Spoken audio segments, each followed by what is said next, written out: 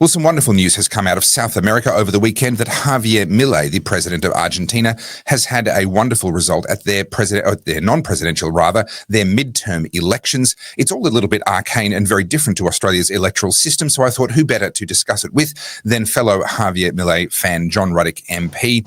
John, thank you so much for making some time for me once again on the Topher Project. Good to see you, Topher, on this very happy day. It is a very happy day, and sometimes it feels like there's not a lot of good news in the world, but I feel like we're seeing more good news these days than what we've seen in quite some time. Now, there's many people who rightly wouldn't really know what's going on in Argentina. Fair enough, it is on an entirely other continent. Why are these events in Argentina so important to you as a libertarian, and why are you watching so closely and celebrating so greatly what we've just seen?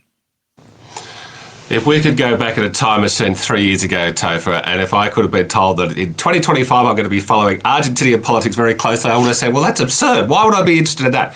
But look, why it is interesting is because there has never been a world leader like Javier Milei. Okay, I like Trump. I probably love Trump, okay, but Milei is a million times better than Trump. Yep. Milei is a radical libertarian. I'm sorry to interrupt this interview with John Ruddick MP. We'll get back to him and what's happening in Argentina as well as around the world, and indeed what it means for Australia in just a moment. But first, my name's Topher Field. This is the Topher Project, and I help busy Australians like you to make sense of the nonsense, cut through the crap, and to understand the world as it changes around us. I am 100% viewer supported, so if you appreciate interviews and news and perspective like what I bring here on the Topher Project, then please buy me a coffee via the button at topherfield.net. And if you like my videos and my interviews, then you're going to love my books. They're all about civil disobedience, government, law, power, and what people like you and I ought to do when we are faced with governments that go too far. You'll find my books as well as the DVD of my multi-award-winning, internationally acclaimed documentary Battleground Melbourne, as well as my merch in a range of different designs in t-shirts and hoodies. All of that is available at goodpeoplebreakbadlaws.com, and everything you buy is going to help me to keep bringing you interviews like this one. Let's get back to John Ruddick MP. Milei is actually an anarcho-capitalist, okay? So he, like me, he believes that we could actually, in an ideal world, we could phase the government out over a few decades. So it's, look, we like Margaret Thatcher, we like Ronald Reagan. They were classical liberals. They did a good job, okay? But they did reduce the size of the government. 30 years later, the government's bigger than it was before Reagan and Thatcher. So what Milei says is, look, the government is actually a threat. It's the biggest threat we've got. All the atrocities of history were caused by big government. So Milei is doing something very radical here, and it's wonderful to see the Argentine people rallying behind him. Well, this is really significant in my view. He became president about 2 years ago in Argentina, and there were wide predictions that his austerity measures, his radical libertarian approach was going to cause all kinds of hardship and disaster for the Argentine people. The reality, of course, is best known by the Argentine people, and 2 years on, they seem to be giving him a resounding vote of confidence. Can you help us to understand what is a midterm election? That happens in a presidential system. We don't have that here in Australia. What were these elections that just happened, and what was the result for Javier Milei? Okay, so in the 1780s, we all know that the Americans declared their independence from Britain, and they wrote the US Constitution. Now, then what happened within a generation, very quickly afterwards, every single Spanish colony in Latin America did the same thing, and they got their independence. They became independent republics from Spain. Including Argentina. Now, what those Latin American republics largely did was copy the US Constitution. So they have a president with a 4-year term. They have a Senate with a 6-year term, just like America. And but where it's different, in America, in the House of Representatives, they have a 2-year term. So 100% of them are elected every 2 years. Right. Now, in Argentina, the members of what they call the Chamber of Deputies, which is the House of Representatives, the lower house, half of them are elected every 2 years. So it's a big litmus test. It's halfway through the presidential election. It's a big litmus test. What do we think of Milei? That's what it was, a referendum on Milei. Now the polling was saying that wasn't looking great. Okay, and the media commentators around the world were saying, Milei's, unpopular. So it was a very happy morning. We woke up yesterday morning and I was walking across the Harbour Bridge, and I keep getting these messages on my phone. Another results come in, and Milei's party, La Libertad, is killing it. So this is just a terrific result. Now, look, it's not just that he's really helped turn Argentina around, which people are noticing it, okay? People's lives are getting better. Thank you, Milei. I think obviously another big part of his success is he's just so charismatic. He's crazy, he's highly intellectual, but he's the chainsaws and the crazy hair and I don't know if you saw it, Topher, he was like singing at a heavy metal rock concert the other night, okay? So he's he's an unusual fellow, but look, he's just so, even if you're disinterested in politics, he's very easy to like. He's a very unconventional politician. So, yes, that's why we're following it so close. And we hope that there could be a Milei-style revolution in Australia.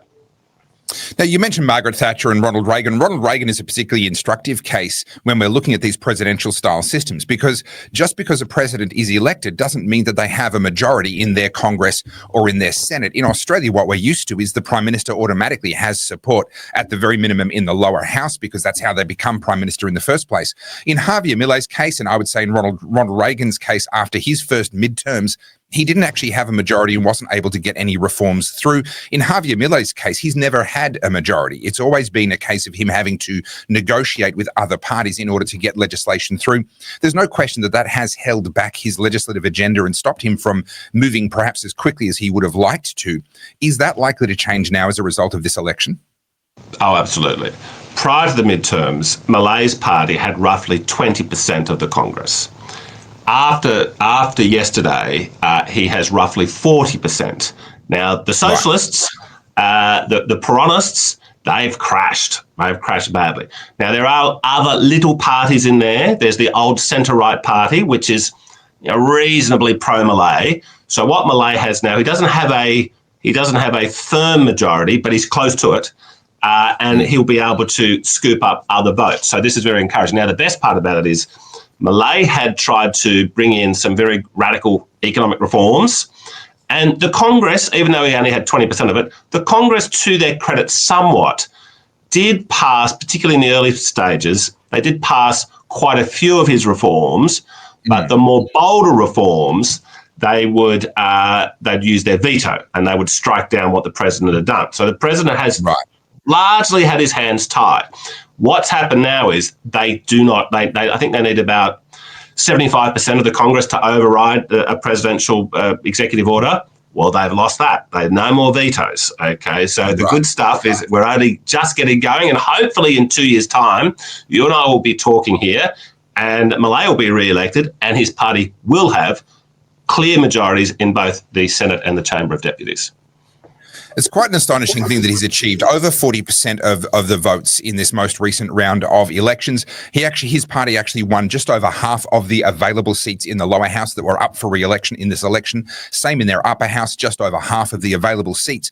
But you mentioned earlier the media. I want to bring up one example here. The media really do seem to have been cheering for a Javier Milei failure. This is a headline from October 10th, just 2 weeks before the election. This was a big headline from Time magazine saying Javier Milei is losing his grip on Argentina. A very carefully curated photograph there showing Javier Milei as a very small little figure on a very blank and lonely image.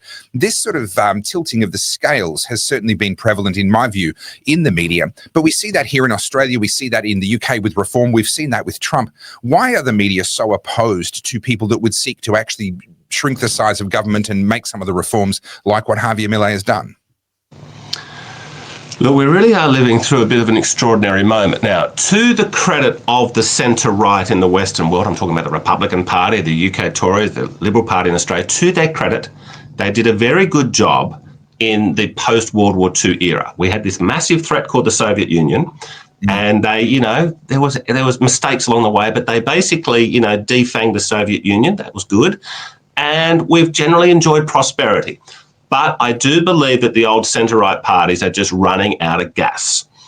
We see this in Germany. Who's leading in Germany? The AfD. Now, we keep being told in the media, they're neo-Nazis. That's the biggest load of crap of all time. They're very libertarian. Okay, but yeah, they're pretty hardline on immigration. Okay, well, I think that might be needed, okay? You only have to look at social media for 5 minutes a day. Same in Scandinavia. France, Marine Le Pen. The Le Pen family has been around since the 70s. Always heard all these horrible things about them. She's winning in the polls. Nigel Farage is winning in the polls. Now, Donald Trump didn't start his own party. He had a revolution within the Republican Party, but where are the Bushes and the Cheneys and the Romneys now? They don't even get invited to the convention. So Trump has just reinvented the whole party.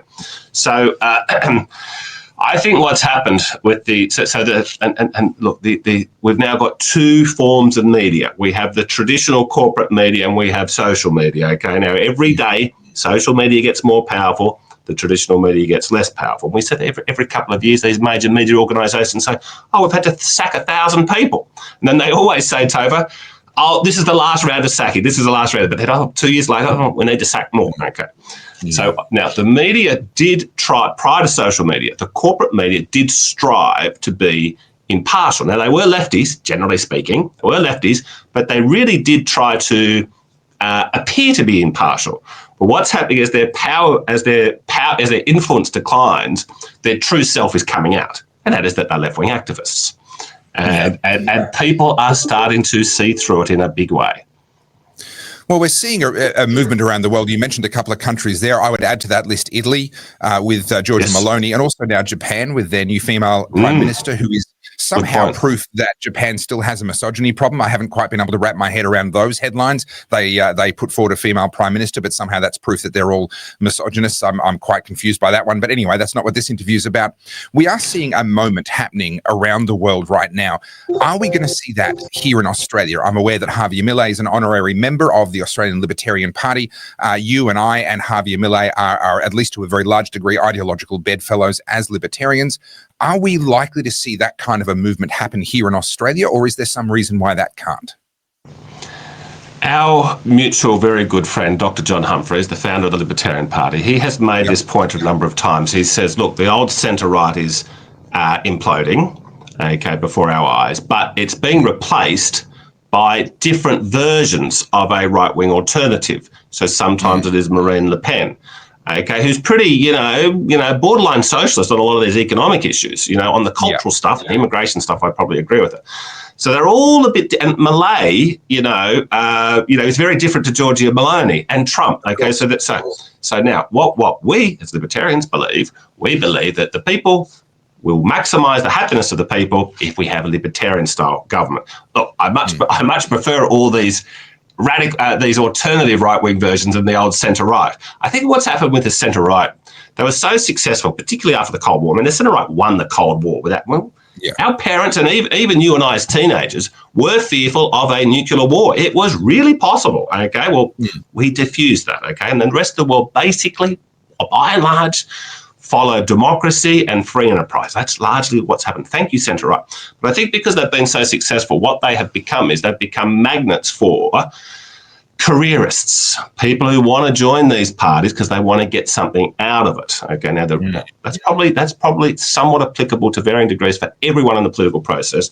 But there should be, the ideal politician is someone who says, I want to get involved in politics because I care about the next generation and the next generation after that. I want to make right decisions so we get on the right track.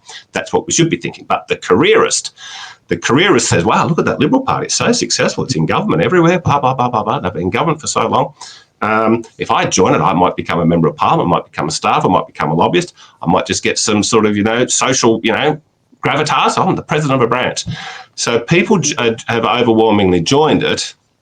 And this is particularly the activists. The membership is still very good, very solid. The average Liberal Party member is a very, very good person and true believers. Okay, but the people who really, really sort of pour their life in it, still lots of very good people in that position. You and I know them, but there's I think a predominance of what I call careerists. And that's and therefore they don't want to take any risks. I saw a very interesting interview last week with Dr. Henry Kissinger, who, died recently, but he's a smart dude. He'd seen everything, okay? And he said, look, you don't need a high intellect to be politically successful, but you do need courage and you need vision. Okay, now that really applies to Donald Trump. Look, we all know he's not an intellectual, okay? But has he had courage? He's had a ton of it, okay? Sure. Has he had vision? He has had a ton of vision. Before Trump jumped into the 2016 presidential race, All the Republican establishment said, "Oh, we've just got to be pro-open borders here. We've got to win the Latino vote. We've got to win the Latino vote. We're losing without them. So let's say they can all come in." That was what they were saying. The Mitt Romney, George Bush type of people. Trump just comes along and says, "No. I want to build a wall." And everyone was just shocked. "This is outrageous. You can't say that. You can't say that." Well, he's won 3 elections in a row now, Topher, and he's had a higher Latino vote, I think, than any Republican in history. Okay, maybe Reagan beat him because 60% voted for Reagan of the whole country. So courage and vision are the two things that you need. Now, the great thing about Milei is he's got the courage, he's got the vision, and guess what? He's also got the intellect. Kissinger just said you don't actually. That's right. He's written 50 academic papers on economic stuff. Okay, so smart guy. It's an astonishing moment to be alive and to actually see that freedom is catching on again. I concur with your assessment. In the post-Cold War era, I think we got a little bit too fat and happy. We got our success went to our heads, and we thought that this was the natural state of mankind, and that we could afford little luxuries like a little increase in government over here and a little increase in socialist welfare over there. And we allowed ourselves to indulge a lot of special interest groups and so forth, and really allowed, in my opinion, these are my words, not yours, but allowed very mediocre people to rise to the top in politics. Are we likely to see, if I can ask you to look into your crystal ball for a moment, we're watching a bit of a civil war happen in the Liberal National Party at the moment over the issue of net zero. And if ever there was courage needed, it would be on the rejection of net zero on the basis that it is just economic suicide as well as being environmentally harmful if you actually look at the entire context of things and not just CO2 emissions. And we're going to put that aside for a second. Do you believe that we're going to see an emergence of courage at the top levels of the Liberal National Party, or do we need to see a replacement of them? And I guess the question I'm asking is, are we going to see a Trump-style reinvention of an existing party or a UK reform-style replacement? Yeah, well, that's how you boil. This is a complicated situation. It's an important situation, but that's how I boil it down. There's 2 ways, and I don't know how it's going to unfold, but there's 2 ways that we can turn the country around. And one of them's going to happen, I'm pretty confident. Yes, we have a revolution within the Liberal Party, like Trump did to the Republican Party. And what would be that revolution? Let the membership vote for the parliamentary leader. Okay, I wrote a book about it. Make the Liberal Party great again. Your viewers can download it for free. You don't even have to give me your email address. Just download the PDF on my website, johnruddickmlc.com. Read the book. It's all about saying the members should vote for the leader, and I really hope the Liberal Party does that. Now, what happened? There's no country on earth, Topher, that is more constitutionally more similar to Australia than Canada. Okay, we're we're twins. We're twins. Okay, and we've got a similar economy, similar population, similar history, similar demographics. And in the 1890s, when the Australians were writing our constitution, we are told, "Oh, well, it's a combination of the British Constitution, which doesn't have everyone, and the US Constitution." No, not true. I've read all the papers from the 1890s. They copied what the Canadians did in the 1860s because it was the same thing. Right. Constitutional monarchy, bicameral. Okay. Now, so we're very, very, very, very similar. Okay. However, the Canadian Conservative Party, Topher, has got 700,000 members. Okay. And the Liberal Party is not too far behind. And you know what? It costs $15 to join the Canadian Conservative Party, and that gets you a vote on who's going to be the leader. You don't have to be a member for 3 months. You don't have to be a member for 2 years. What happens when there's a leadership challenge in Canada? People go around knocking on doors just to the general public, say, "Hey," if it was, let's say it was the same, I'll use an Australian saying, people knock on the door, say, "Hi, are you a Liberal Party voter?" They say, "Yeah." I say, "Do you like Malcolm Turnbull or Tony Abbott more?" I say, "Oh, I hate Malcolm Turnbull. I much prefer Tony Abbott." I say, "Well, sign this form, pay $15 and you get to have a vote for him." People say, "Well, that's a good idea. I'm in." Right. Now, what's the membership of the Liberal Party in Australia? No one knows. It's opaque. They don't want to tell you. Well, we're all guessing. I reckon 25,000. Okay, maybe best case 40. Look, I hear rumours the New South Wales Liberals are down about 5. Okay, now, but no one knows. They keep it very, very. If they were proud of their numbers, they'd be telling us. So they're obviously not proud. Okay, now why is that? Because you're joining, you don't get anything out of it. Now, I hope the Liberal Party can bring in this reform. Okay, now they might. Okay, so now, and then what would then happen is we could have a big tent party, and we'd have, and you know, these Canadians, when they choose their parliamentary leaders, this is all the parties, not just the Conservatives. It goes on for 5 months, Topher. They have TV debates. They come on shows like this. They have TV ads. They have they have like 5 or 6 TV debates. It's similar to a US primary, but look, the difference is in the US to vote in a primary, you don't have to be a member of the party. Okay, you have to be registered, but that's easy. It doesn't have to pay money. But in the Canada, under a Westminster system, that's you're going to need to do what they do in the Canadian. Okay, so that's option one, that the Liberals at some point bring about that reform. And to bring about that reform, you actually need someone prominent already in Parliament to champion it. And this is how it came about in the UK Conservative Party. William Hague did it after Margaret Thatcher. It was the Thatcher. Now, that's option one, and I'll be thrilled if it happens. I'll be thrilled. Option two is, yes, the Farage option.